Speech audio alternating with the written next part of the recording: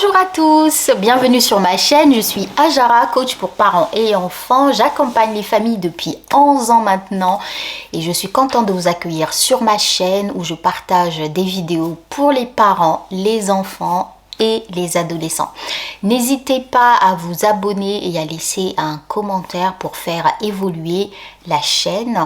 Et surtout, n'oubliez pas que vous avez un e-book gratuit dans la description. Aujourd'hui, je vais aborder le thème de la délinquance. On m'a posé des questions sur mon compte Instagram par rapport à la délinquance des jeunes. Comment prévenir la délinquance? Alors, cette vidéo, elle peut être un peu touchy, mais je vais commencer par une anecdote personnelle par rapport à la délinquance.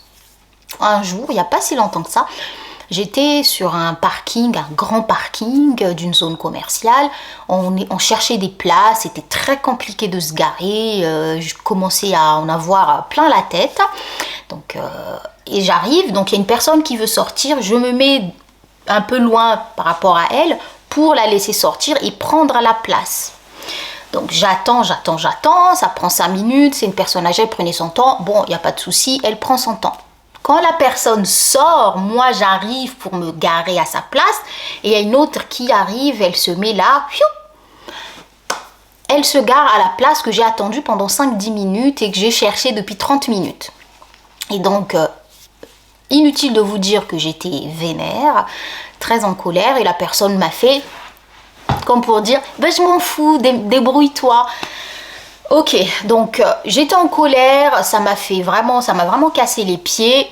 Ok, j'ai continué à chercher une place, on s'est garé, tout allait bien. J'étais avec mes soeurs et ma fille aînée, mon ado.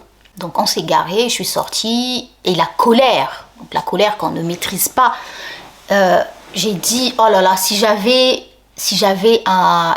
quelque chose, je ne vais pas dire le terme, mais vous allez le comprendre, si j'avais l'outil qu'il faut, je lui aurais percé un pneu à cette dame tellement elle m'a énervée. Donc je l'ai dit comme ça, colère, et puis voilà. Donc on est rentré dans le magasin et tout. Et puis ma fille, elle vient me voir, elle me dit quand est-ce que tu vas le faire? Est-ce que tu vas acheter ce qu'il te faut ici pour aller percer le pneu de la dame et tout et tout? Et là je me suis rendu compte de ce que je venais de faire. En fait, qu'est-ce que je venais de faire là? Je venais de planter la graine de la violence chez mon enfant. Je venais de normaliser dans la tête de mon enfant que si quelqu'un m'énerve, je peux répondre jusqu'à ce niveau, qui est quand même grave. Parce que bon, elle m'a pris une place de parking, c'est pas ma place attitrée, je la paye pas par mois. Donc voilà, faut arrêter. Et donc, quand elle m'a posé cette question, j'ai pris conscience de l'énormité de la chose que j'avais sortie et de l'impact du coup sur mon enfant qui a encore un cerveau très malléable et très influençable. Et donc là, j'ai arrêté tout ce que j'étais en train de faire. On était en train de faire les courses. Donc j'ai pris entre 4 yeux, je lui ai dit chérie, d'abord, d'une part, cette place de parking ne m'appartient pas. J'étais en colère, je regrette d'avoir dit ce que j'ai dit. Parce que c'est pas parce que quelqu'un m'énerve que je vais forcément agir derrière. Elle ne m'a rien fait physiquement, elle ne m'a pas insulté, certes, elle a fait son... Mais voilà, on va pas chipoter.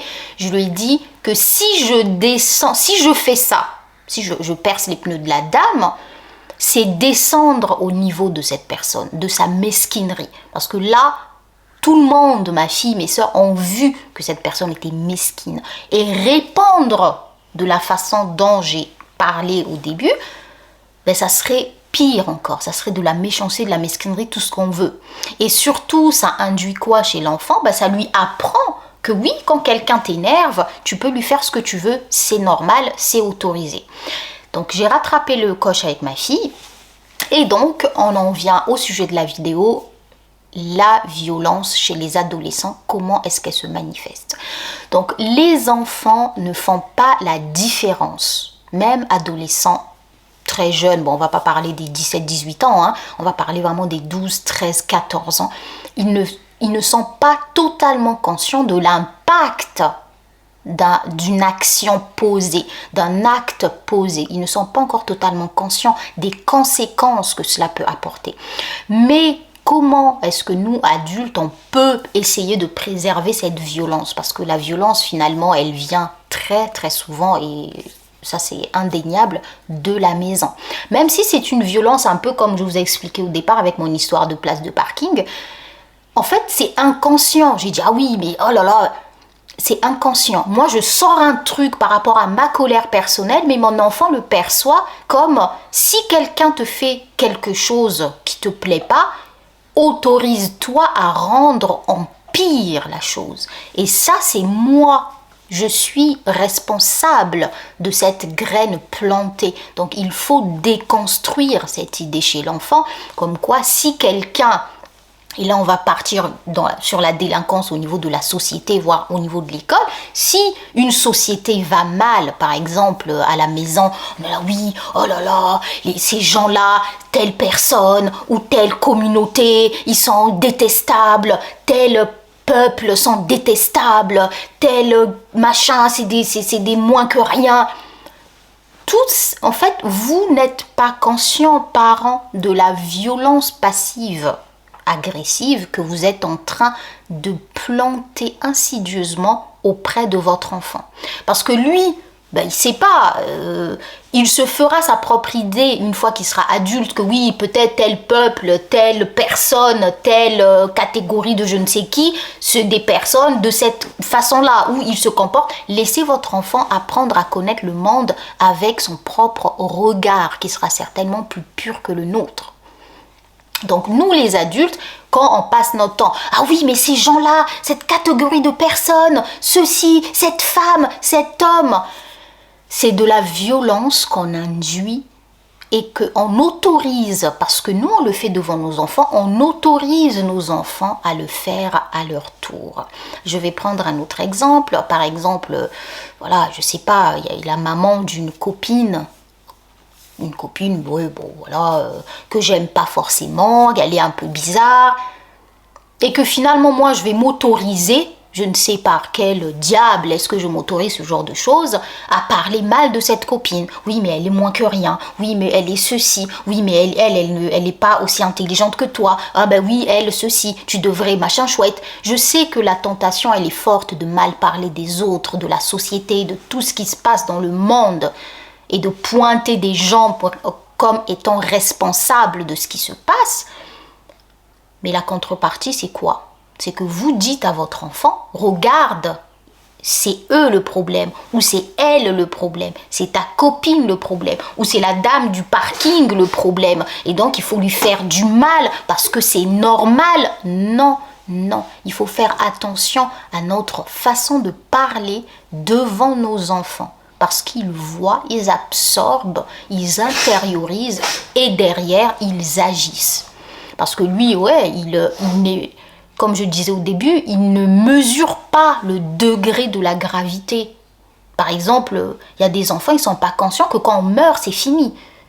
On est parti. Voilà, il n'y a plus de retour en arrière, il n'y a plus de « ah, il va se réveiller un jour ». Prenez conscience que c'est notre façon à nous d'appréhender le monde que les enfants perçoivent et absorbent avec leur façon à eux de voir le monde. Il y a aussi ce cas où les parents à la maison vont diaboliser par exemple un professeur, une maîtresse, vont mal parler. Ah mais oui elle, oh c'est une machin, oh bah.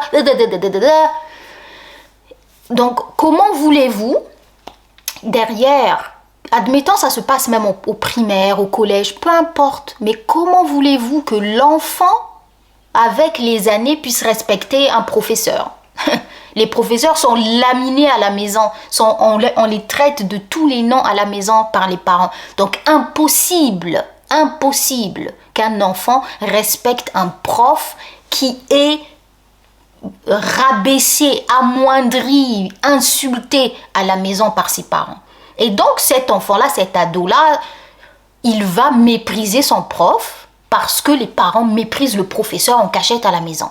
Donc faites attention aux messages que vous envoyez à vos enfants. Faites attention à votre façon de parler devant vos enfants. Vous pouvez critiquer un professeur, vous pouvez mal parler d'un professeur, mais si vous le faites devant votre enfant va s'autoriser à mal parler, mal regarder et mal répondre aussi à un professeur. D'où la délinquance dans les collèges maintenant. On n'a plus le droit de rien dire. Tu te places là, hop, professeur agressé. Tu n'as rien dit, professeur tabassé. Parce que le parent à la maison s'autorise de dire « Ah oui, mais ce prof-là, ah mais c'est à moins que rien, ah mais ce professeur... » Faites attention. La violence, elle vient de vous, même si vous n'en êtes pas conscient, même si elle est justifiée. Oui, c'est justifié. Le professeur, il vous énerve. D'accord, je comprends. Vous avez le droit de dire ce que vous ressentez. Mais si vous le dites devant vos enfants, ils vont absorber ce que vous dites. Et derrière, ils vont agir. Ils vont agir comme on le voit dehors avec les enfants qui agressent leurs profs et limite même ça dépasse des bornes incroyables qu'on n'aurait même pu imaginer, même en tant que parents.